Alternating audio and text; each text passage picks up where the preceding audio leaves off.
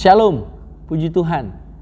Kita sudah menyimak sajian kitab Kejadian dan hari ini kita akan bersama-sama mempelajari kitab Keluaran. Namun sebelum kita membahas lebih jauh, mari kita bersatu dalam doa.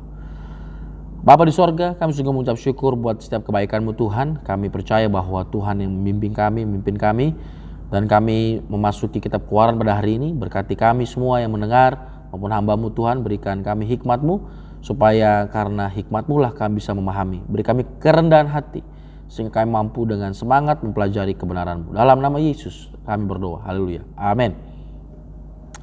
Puji Tuhan, kita sudah belajar bersama-sama kitab Kejadian. Dan harap bagi yang belum, kita bisa melihat video sebelumnya. Dan hari ini kita akan belajar bersama-sama kitab Keluaran. Nah, sebelum kita belajar lebih jauh, kita simak video dari Bible Study Project mengenai kitab Keluaran pasal pertama sampai 18. Selamat menyaksikan. Mari kita berbicara tentang kitab Keluaran. Nah, mungkin kita mengenal kitab ini karena kisah heroik Musa dalam memimpin bangsa Israel keluar dari perbudakan bangsa Mesir. Ya, tapi itu adalah bagian pertama dari kitab ini. Bagian kedua berkisah tentang Musa memberikan 10 perintah Allah kepada bangsa Israel beserta dengan cetak biru pembuatan kemah suci.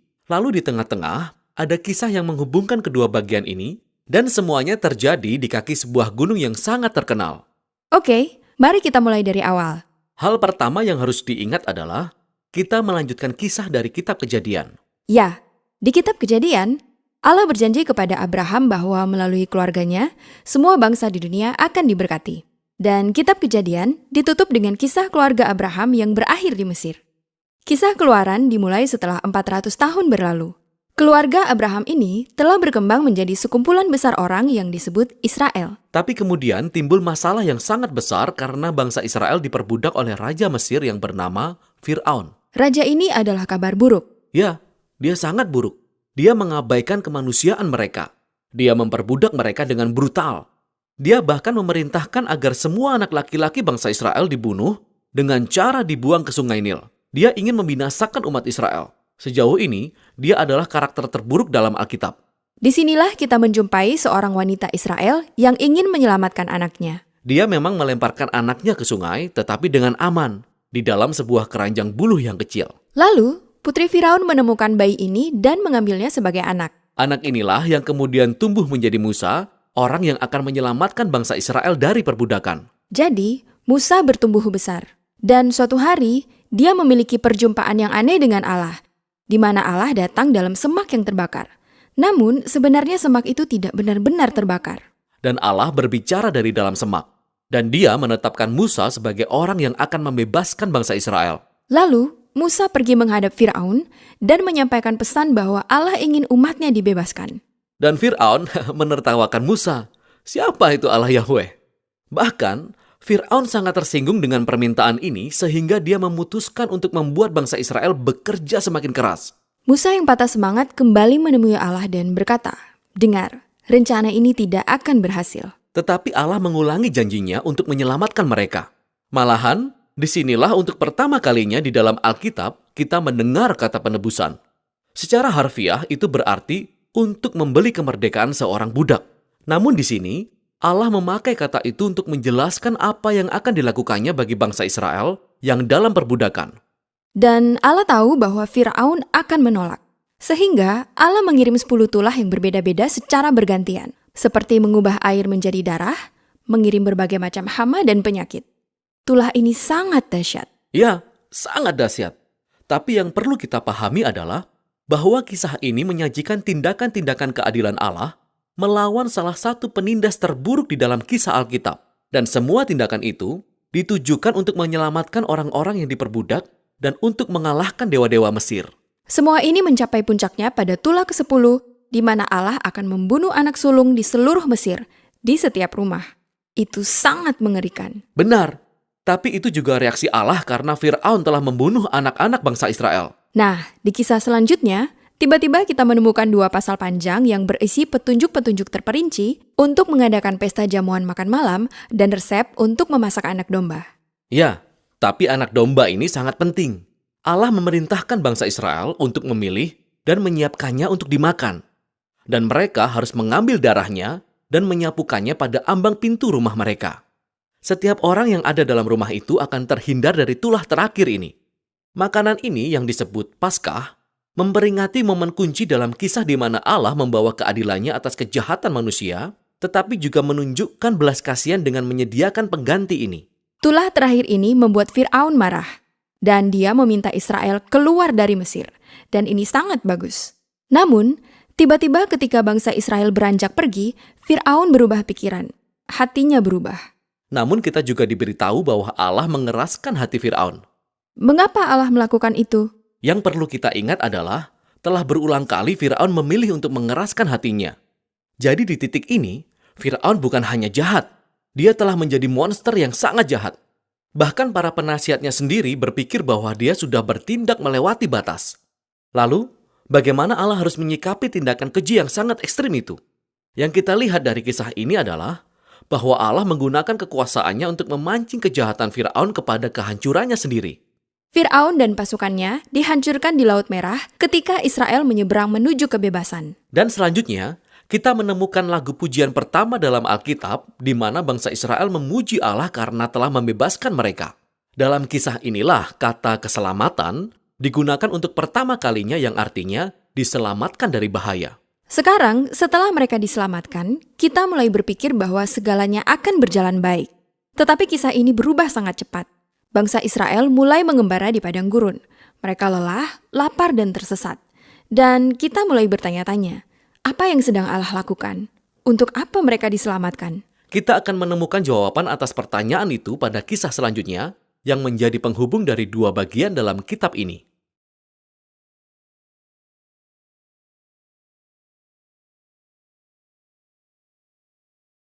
Puji Tuhan, video yang sangat menarik dan tentunya memberikan kita pemahaman dengan praktis. Kita boleh bersyukur, ya. Kita melihat bahwa kitab Keluaran ini adalah kitab yang sangat memiliki makna yang luar biasa rohani teologis bagi gereja Tuhan masa kini. Yang sering saya katakan bahwa mari jangan pernah bosan-bosan untuk kita mempelajari kitab Perjanjian Lama. Musa, tokoh yang hebat, tokoh yang dahsyat, tokoh yang disegani, terkenal. Dia adalah penulis kitab Torah, ya, Pentatuk, Kejadian, Keluaran, Imamat, Bilangan, Ulangan. Tapi Musa nggak ada dalam kitab Kejadian, ya. Jangan sampai kita salah mengerti, ya. Musa tak ada dalam kisah zaman permulaan, Bapak Luhur, belum ada Musa, belum hidup Musa. Sehingga Musa adalah pemimpin yang dipakai Tuhan, ya, keturunan dari salah satu dari 12 suku Israel yang akhirnya orang Israel tambah banyak lalu kemudian diperbudak di Mesir. Ya, lalu Musa Tuhan panggil untuk menjadi pemimpin untuk membebaskan Israel dari tanah Mesir. Nah, lalu kitab Keluaran ini penting. Mengapa? Kita akan bisa melihat bagaimana Tuhan manggil Musa, bagaimana karya Tuhan dalam masa pembebasan Israel dari Mesir, dan kita bisa melihat juga nanti bagaimana kisah-kisah yang luar biasa, dahsyat ajaib, Allah yang hidup, Allah yang disembah Israel, dan Allah yang memakai Israel menjadi saluran berkat bagi bangsa-bangsa.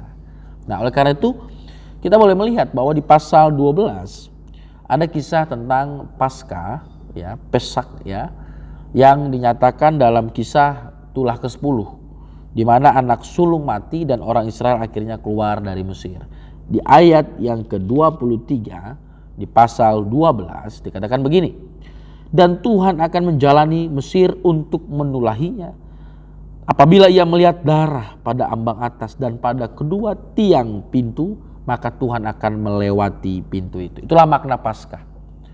Tuhan melewati pintu itu dengan darah yang ditaruh di atas dan di kedua tiang pintu Israel. Tuhan, ya, membebaskan, ya. Tuhan tidak menghukum, tidak menulahinya seperti Tuhan menulahi tanah bangsa Mesir. Dan ini penting sekali, ini menarik sekali, karena kisah ini menjadi kisah yang diingat oleh bangsa Israel. Kenapa diingat? Karena ayat 24 kitab Keluaran begini, kamu harus memegang ini sebagai ketetapan sampai selama-lamanya bagimu dan bagi anak-anakmu. Kamu harus memegang ini sebagai ketetapan sampai selama-lamanya. Kisah ini, ya, mengingatkan bahwa akhirnya bangsa Israel harus mengingat kisah di mana Tuhan menebus mereka ya melalui darah itu yang ditaruh di atas pintu dan di kedua tiang. Nah, kata penebusan ini yang nanti sebenarnya sebagai gambaran tipologi yang akan disempurnakan melalui darah Tuhan Yesus. Karena darah domba, darah binatang tidak sempurna, tidak bisa menyelamatkan, tetapi darah Tuhan Yesus menyelamatkan ya orang berdosa. Nah, ini penting sekali untuk dipahami. Dan penting juga kita yang hidup dalam perjanjian baru, kita juga bisa melihat ternyata dari mana maknanya dimulai dari kitab Keluaran ini. Jadi saling keterkaitan. Makanya jangan pernah kita merasa banding-bandingkan PL dan PB. Satu kesatuan. PL memandang kepada Kristus, PB memandang kepada Kristus. Nah, ini penting sekali ya. PL memandang kepada Kristus, PB juga memandang kepada Kristus Yesus. Nah, ini penting sekali. Sentralnya adalah Kristus, Jesus Christ. Nah, lalu kemudian tadi di video tersebut kita bisa melihat tentang makna penebusan, lalu ada makna keselamatan. Di mana Firaun ya akhirnya hancur binasa karena kerasnya hati dan melalui kejahatannya itulah ya dia jatuh dan binasa. Dan bangsa Israel sempat takut, khawatir, bahkan berkata lebih baik diperbudak daripada mati. Padahal banyak kematian juga waktu mereka diperbudak, anaknya, istrinya, keturunan dan sebagainya. Tapi itulah mentalitas orang-orang yang belum siap mengalami kemerdekaan. Dia berkata, lebih baik diperbudak daripada merdeka bersama dengan Tuhan. Sering kita jumpai dan masih banyak orang Kristen sampai sekarang, nggak usah percayalah, jangan terlalu jadi orang Kristen lah. Ya mendingan kita tengah-tengah lah. Ternyata tidak ada jalan tengah-tengah, tidak jalan Mesir dan tanah perjanjian pilih tengah-tengah, pilihannya satu. Kalau mau keluar dari Mesir, kita harus siap memasuki, berjalan bersama dengan Tuhan, masuk ke dalam tanah perjanjian. Nah, di ayat 13 pasal 14 ya, pasal 14 ayat 13 dikatakan begini. Tetapi Musa berkata kepada bangsa itu, janganlah takut, berdirilah tetap dan lihatlah keselamatan dari Tuhan. Ya, kata keselamatan ini muncul di pasal 14 ayat 13 kitab Keluaran. Janganlah takut, berdirilah tetap dan lihatlah keselamatan dari Tuhan yang akan diberikannya hari ini kepadamu, sebab orang Mesir yang kamu lihat hari ini tidak akan kamu lihat lagi untuk selama-lamanya. Ayat 14, Tuhan akan berperang, Jehovah Nisi, untuk kamu dan kamu akan diam saja. Sejak zaman PL, Keluaran dalam karya keselamatan, ya lihat baik-baik, ternyata itu sepenuhnya adalah karya Tuhan. Dikatakan kamu akan diam saja. Demikian juga dalam keselamatan yang sempurna dinyatakan melalui kematian Tuhan Yesus di kayu salib. Bahwa dialah Allah yang berperang untuk menyelamatkan manusia dengan mengutus anaknya sendiri yang tunggal ya, untuk darahnya yang tercurah bagi kita ya. Dan kita bisa melihat betapa kita sadar keselamatan bukan usaha dan perjuangan manusia. Betul-betul dialah Allah yang berperang, dialah Allah yang berjuang bagi kita orang berdosa. Dan makna ini akan sempurna kita pahami di dalam karya keselamatan Kristus Yesus.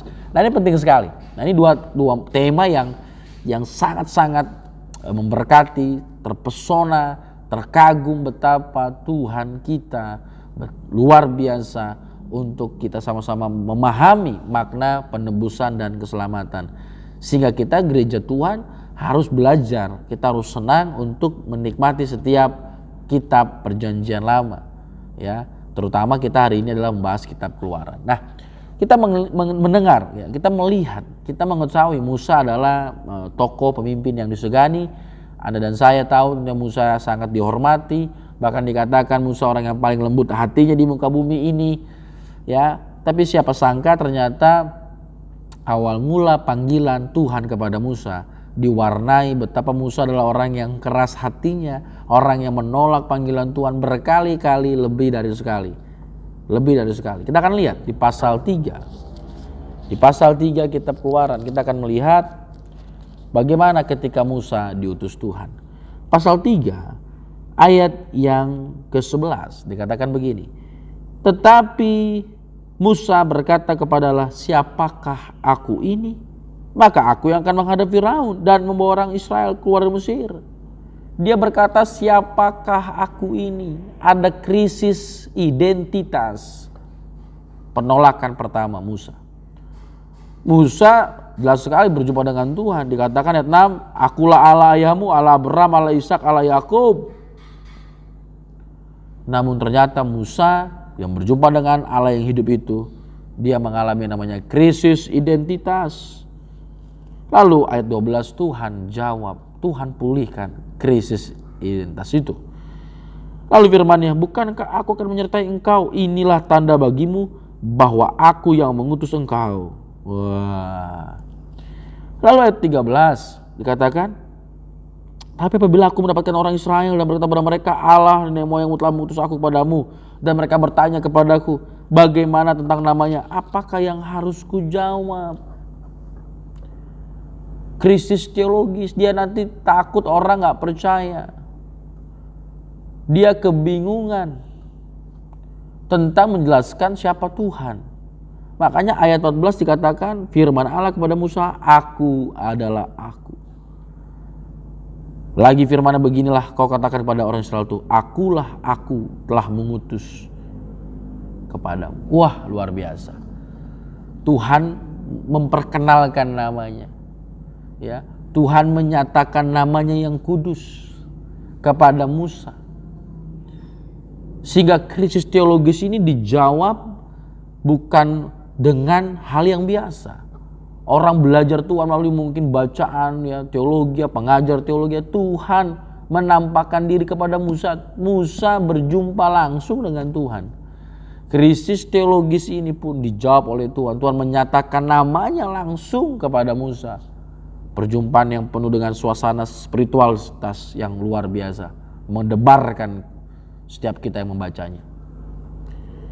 Lalu kemudian ayat 15, beginilah aku katakan kepada Israel, Tuhan Allah nenek moyangmu, Allah Abraham, Allah Ishak, Allah Yakub telah mengutus aku kepadamu, itulah namaku untuk selama-lamanya dan itulah sebutanku turun temurun.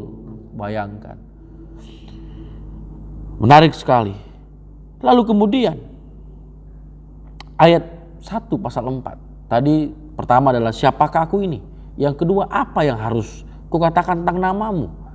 Ya, yang pertama krisis identitas, siapakah aku ini? Yang kedua krisis teologis tentang siapakah Tuhan yang mengutus Musa.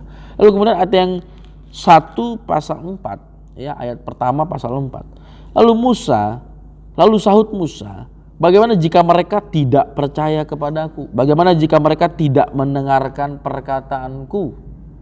Ya, ketiga Musa mengalami krisis sosiologis atau trust issue.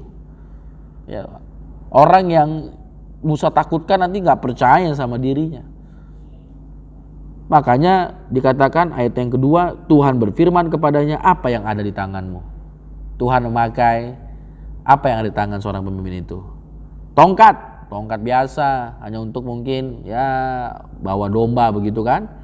Atau tongkat yang sederhana itu di tangan Tuhan Allah, Tuhan nyatakan sebagai tongkat yang akan dipakai Musa, tongkat penuh kuasa. Lemparkan itu ke tanah. Waktu dilemparkan ayat 3, tongkat itu menjadi ular. Musa lari. Lalu Tuhan berkata, ulurkan tanganmu dan peganglah ekornya.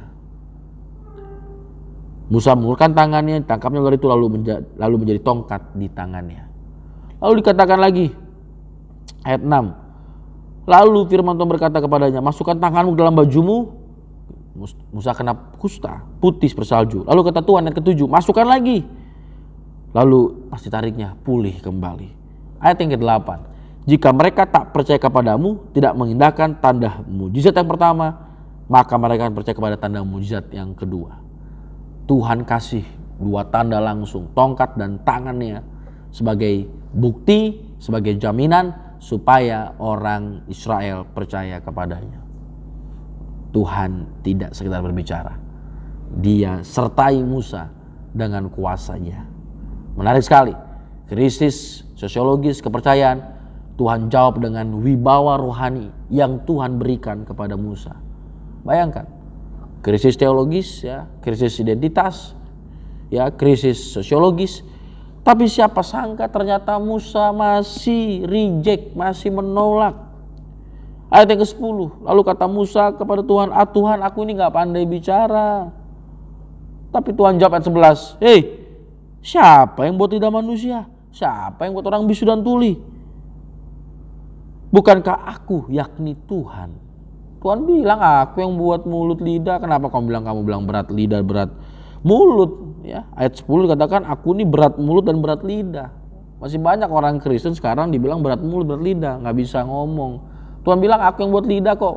Jadi bukan persoalan mampu atau tak mampu, maukah? Kalau mau, Tuhan mampukan.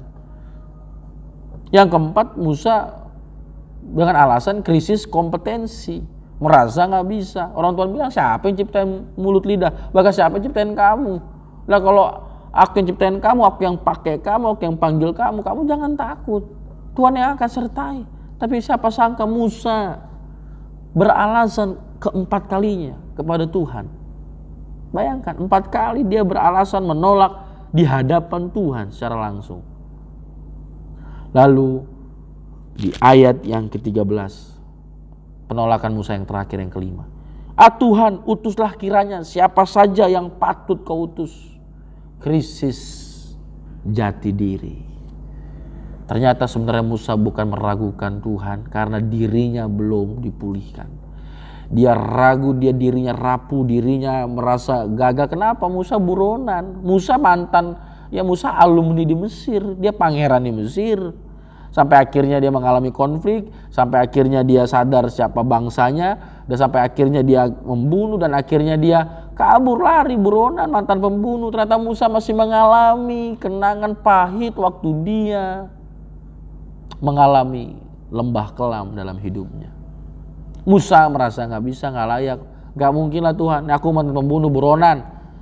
Kalau kembali ke sono nyetor nyawa, kira-kira begitu. Bayangkan kepada bangsa yang berkuasa waktu itu, betapa jahat, betapa kerasnya mereka memperbudak bangsa Israel. Musa pun gentar. Makanya Musa berkata, Tuhan, utuslah kiranya siapa saja, asal jangan saya dah. Asal jangan saya. Itulah kira-kira. Lalu ayat 14 dikatakan, maka bangkitlah murka Tuhan terhadap Musa. Lalu Tuhan berkata, bukankah di situ ada Harun, kakakmu?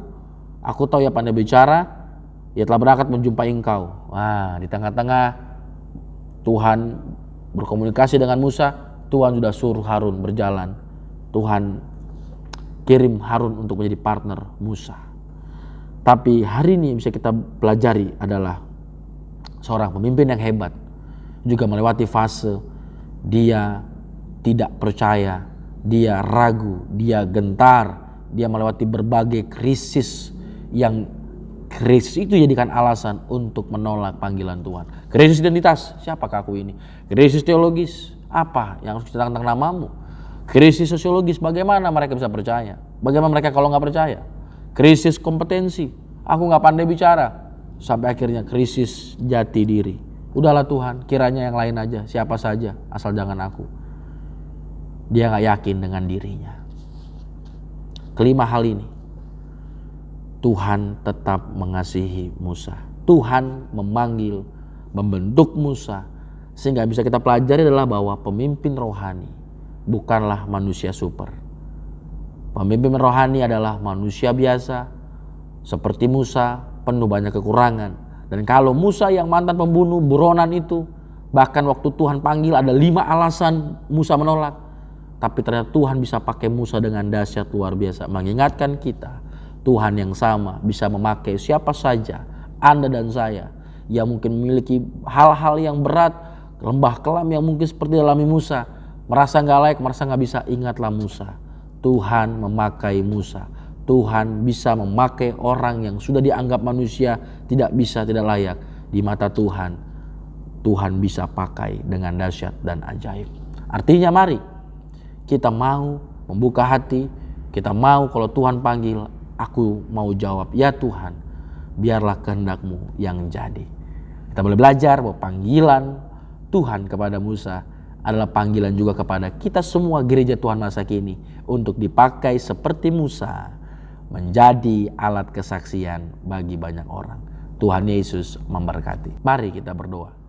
Terima kasih Tuhan, kami sungguh bersyukur melalui kisah ini kami diingatkan kembali Betapa Musa yang dikenal, disegani, hormati, terkenal, ternyata Musa melewati fase yang tidak mudah untuk merespon panggilan Tuhan. Ingatkan kami Tuhan, kalaupun mungkin kami juga seringkali beralasan kepadamu Tuhan. Ingatkan kami Tuhan yang sama yang mampu memakai Musa dengan dahsyat ajaib. Maka Tuhan mampu memakai kami umat-Mu Tuhan.